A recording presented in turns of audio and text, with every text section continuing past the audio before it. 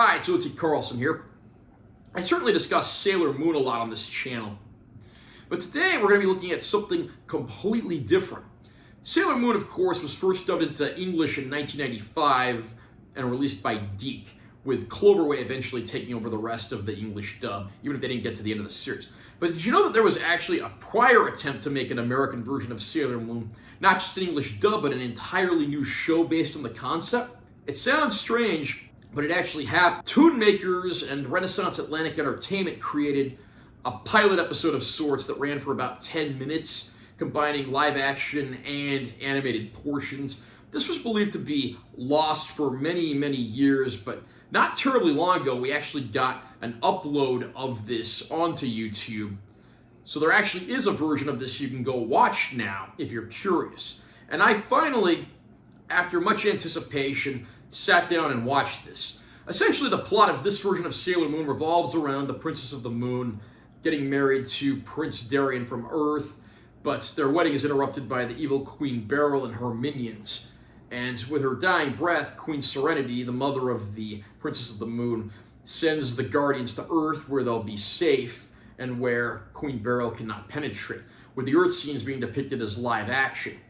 And then, of course, after some live action stuff on Earth with the girls getting ready for a school dance, they find themselves having to spring into action to go off into space and fight Queen Beryl again.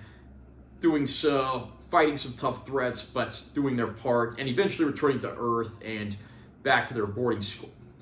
So, I've been waiting for years and years to see this entire pilot. I never thought I'd get to see it, but with that YouTube upload, I finally did. And I have to say, it's really, really bad. I mean, this thing is just horrible from start to finish. The animation looks like every second-rate 80s cartoon slapped together, even though this came out in 1994. And the live-action scenes are particularly cringe, with some song and dance sequences of sorts. I won't deny that the title song they have in this version of Sailor Moon is pretty catchy, but the biggest problem here is this. The characters are completely interchangeable and have no personality traits of their own whatsoever. I mean, they made them ethnically diverse, kind of like what they did when they turned Super Sentai into Power Rangers for American audiences. I mean, we have a white girl, we have an Asian girl, we have a black girl, we have a girl in a wheelchair. And unfortunately, that's really where the distinctive traits of the characters end. Everything just feels very generic. The live action scenes are laugh out loud bad with some absolutely atrocious acting. It's no surprise this didn't get picked up.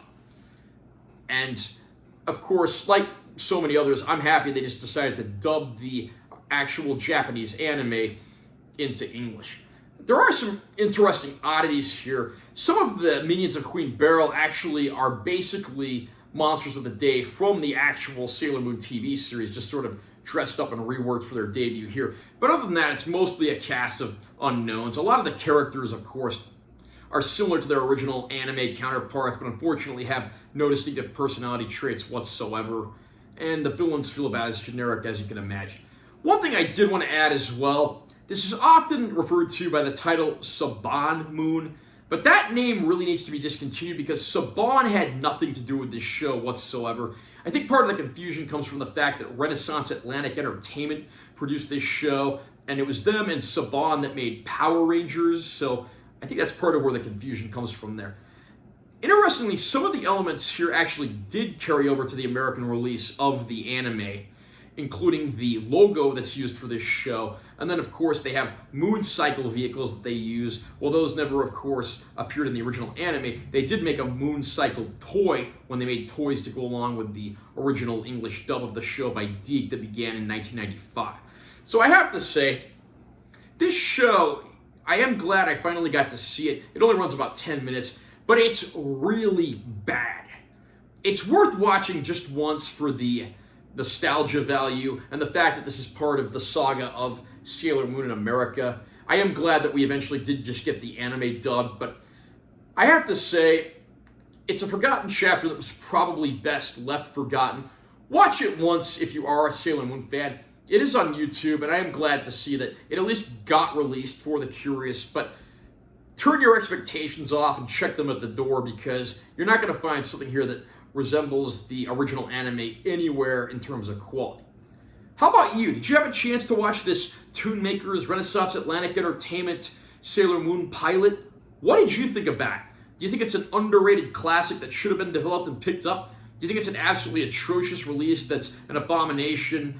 Comment down below and let me know what you think. Also, remember to subscribe to this channel for more content. So I'm always posting new videos. And make sure you give this one a like if you found it helpful. I'm Taylor T. Carlson. I'll see you next time.